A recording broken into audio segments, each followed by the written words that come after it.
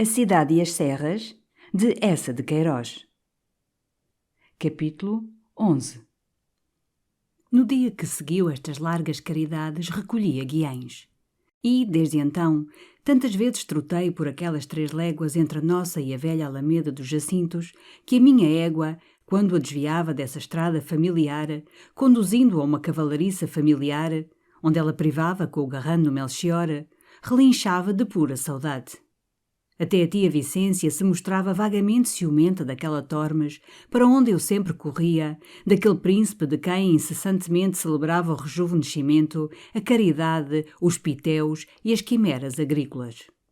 Já um dia, com grão de sal e de ironia, o único que cabia num coração todo cheio de inocência, ela me dissera, movendo com mais vivacidade as agulhas da sua meia: "Olha que te podes gabar, até me tens feito curiosidade de conhecer esse Jacinto.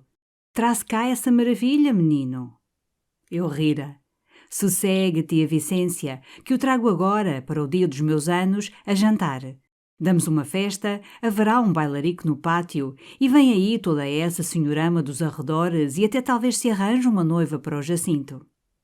E eu, com efeito, já convidara o meu príncipe para este natalício. E de resto, convinha que o senhor de Tormes conhecesse todos aqueles senhores das boas casas da serra. Sobretudo, como eu lhe dizia rindo, convinha que ele conhecesse algumas mulheres, algumas daquelas fortes raparigas dos solares da serra, porque Tormes tinha uma solidão muito monástica e o homem, sem um pouco do eterno feminino, facilmente se enrudece e ganha uma casca áspera como a das árvores na solidão. E esta Tormes, Jacinto, esta tua reconciliação com a natureza e o renunciamento às mentiras da civilização é uma linda história. Mas, caramba, há aqui falta de mulheres." Ele concordava, rindo, languidamente estendido na cadeira de vime. "Com efeito, há aqui falta de mulher com M grande. Mas essas senhoras aí das casas dos arredores, não sei, mas estou pensando que se devem parecer com legumes. Sãs, nutritivas, excelentes para a panela, mas, enfim, legumes. As mulheres que os poetas comparam às flores são sempre as mulheres das cortes, das capitais, onde invariavelmente, desde Hesíodo e desde Horácio, se rendem os poetas.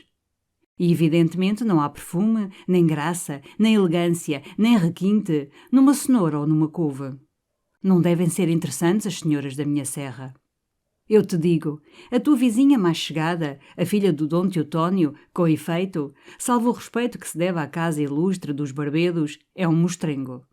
A irmã dos Albergarias, da Quinta da Loja, também não tentaria nem mesmo o precisado Santo Antão. Sobretudo se despisse, porque é um espinafre infernal. Essa realmente é legume e nem é nutritivo. Não, o espinafre, legume purgativo. Temos também a Dona Beatriz Veloso. Essa é bonita. Mas, menino, que horrivelmente bem falante. Fala como as heroínas do Camilo. Tu nunca leste o Camilo. E depois, um tom de voz que te não sei descrever. O tom com que se fala em Dona Maria, em peças de sentimento. Tu nunca viste o teatro de Dona Maria. Enfim, um horror. E perguntas pavorosas. Vossa Excelência, senhor doutor, não se delicia com Lamartine? Já me disseste, desavergonhada. E tu? Eu? Arregalei os olhos. Oh, Lamartine! Mas, coitada, é uma excelente rapariga. Agora, por outro lado, temos as Rojões, as filhas do João Rojão, 2 flores, muito frescas, muito alegres, com um cheiro e um brilho assadio e muito simples. A tia Vicência morre por elas. Depois há a mulher do Dr. Alípio, que é uma beleza. Oh, uma criatura esplêndida! Mas, enfim, é a mulher do Dr. Alípio e tu renunciaste aos deveres da civilização. Além de uma mulher muito séria, toda absorvida nos seus 2 pequenos, que agora parecem 2 anjinhos de Murilo. E quem mais? Já agora quero completar a lista do pessoal feminino. Temos a Mel Rebelo, de Sanofim, muito engraçada, com cabelo lindo, borda na perfeição, faz doces como uma freira do antigo regime. Havia também uma Júlia Lobo, muito linda, mas morreu. Agora não me lembro mais. Mas falta a Flor da Serra, que é a minha prima Joaninha, da Flor da Malva. Essa é uma perfeição de rapariga. E tu, primo Zé, como tens tu resistido? Somos como irmãos, criados de pequeninos, mais acostumados e familiares que tu e eu. A familiaridade esbate os sexos. A mãe dela era a única irmã da tia Vicência e morreu muito nova. A Joaninha, quase desde o berço que se criou em nossa casa, em Guiães. O pai é bom homem, o tio Adrião. Erudito, antiquário, colecionador. Coleciona toda a sorte de coisas esquisitas, campainhas, esporas, sinetes, fivelas. Tem uma coleção curiosa. Ele há muito que deseja vir a Tormes para te visitar. Mas, coitado, sofre da bexiga, não pode montar a cavalo. E a estrada da Flor da Malva aqui é impossível para carruagens. O meu príncipe espreguiçou longamente os braços estendido pela cadeira sob a cheirosa sombra. Não, está claro, eu aqui hei de visitar teu tio e a tua tia Vicência. Desejo conhecer os meus vizinhos da serra. Mas mais tarde, quando sossegar. Agora ando todo ocupado com o meu povo. E com efeito. Jacinto agora era como um rei fundador de um reino e grande edificador. Por todo o seu domínio de Tormes andavam obras para o renovamento das casas dos rendeiros, umas que se consertavam, outras mais velhas, que se derrubavam para se reconstruírem com uma largueza cómoda. Pelos caminhos agora constantemente chiavam carros carregados de pedra ou de madeiras cortadas nos pinheirais. Na taberna do Pedro, à entrada da freguesia, e há agora um desusado movimento de vidraceiros, pedreiros e carpinteiros, todos contratados para as obras, e o Pedro, com as mangas da camisa cada vez mais arregaçadas, por trás do balcão, não cessava de encher os decilitros com uma vasta infusa. Jacinto, que agora tinha 2 cavalos, todas as manhãs cedo percorria as obras com amor. E eu, inquieto, sentia outra vez latejar e irromper no meu príncipe o seu velho, maníaco furor de acumular civilização. O plano primitivo das obras era incessantemente alargado e embelezado. Nas janelas, que deviam ter apenas portadas, segundo o secular costume da serra, decidira pôr vidraças, apesar de o mestre de obras lhe dizer honradamente que depois de habitadas um mês não haveria casa com um só vidro. Para substituir as traves clássicas, queria estocar os tetos, e eu via bem claramente que ele se continha, se retesava dentro do bom senso, para não dotar cada casa com campainhas elétricas. Não me espantei mesmo quando ele uma manhã me declarou que aquela porcaria da gente do campo provinha deles não terem onde comodamente se lavar e que por isso andava pensando em dotar cada casa com uma banheira. Descíamos nesse momento, com os cavalos à rédea, por um córrego precipitado e escabroso. Um vento leve ramalhava nas árvores, um regato saltava ruidosamente entre as pedras. Eu não me espantei. Mas realmente me pareceu que as pedras, o arroio, as ramagens e o vento se riam alegremente do meu príncipe.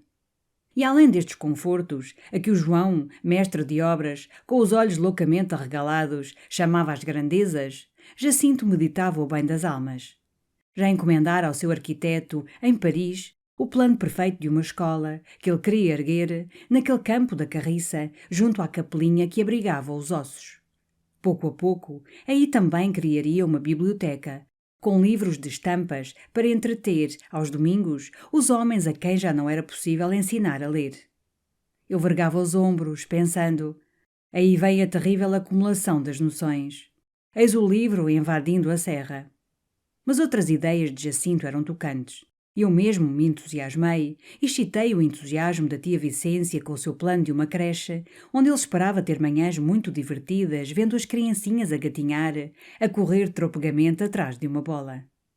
De resto, o nosso boticário de Guiães já estava apalavrado para estabelecer uma pequena farmácia em Tormes, sob a direção do seu aprendiz, um afilhado da tia Vicência, que tinha publicado um artigo sobre as festas populares do Douro no Almanaque de Lembranças. E já fora oferecido o Partido Médico de Tormes com um ordenado de 600.000 réis. Não te falta senão um teatro, dizia eu, rindo a Jacinto.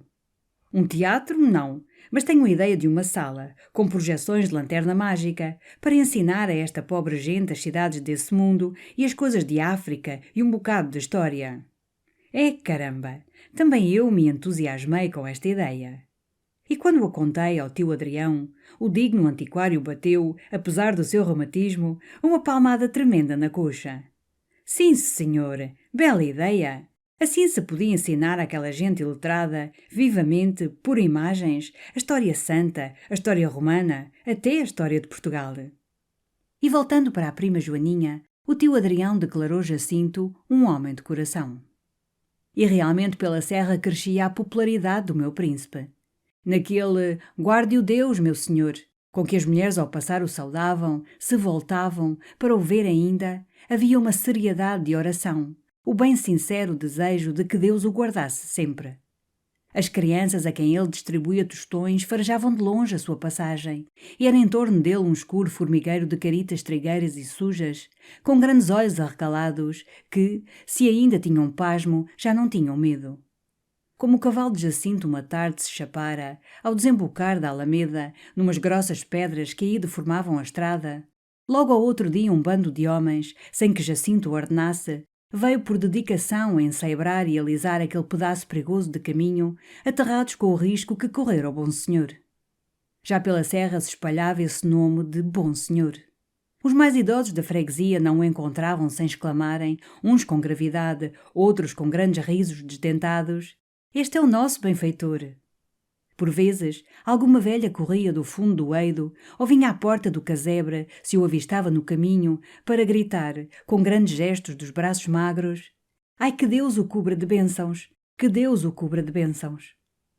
Aos domingos, o padre José Maria, bom amigo meu e grande caçador, vinha de Sandofim, na sua égua russa, a Tormes, para celebrar a missa na capelinha. Jacinto assistia à missa na sua tribuna, como os Jacintos de outras eras, para aqueles simples o não suporem estranho a Deus. Quase sempre então ele recebia presentes, que as filhas dos caseiros, ou os pequenos, lhe vinham trazer muito corados, à varanda, e que eram vasos de manjericão, ou um grosso ramalhete de cravos, e mesmo por vezes um gordo pato. Havia então uma distribuição de cavacas e merengues de guiães às raparigas e às crianças, e, no pátio, para os homens circulavam as infusas de vinho branco. O Silvério já sustentava com espanto e redobrado respeito que o senhor Dom Jacinto em breve disporia de mais votos nas eleições que o doutor Alípio.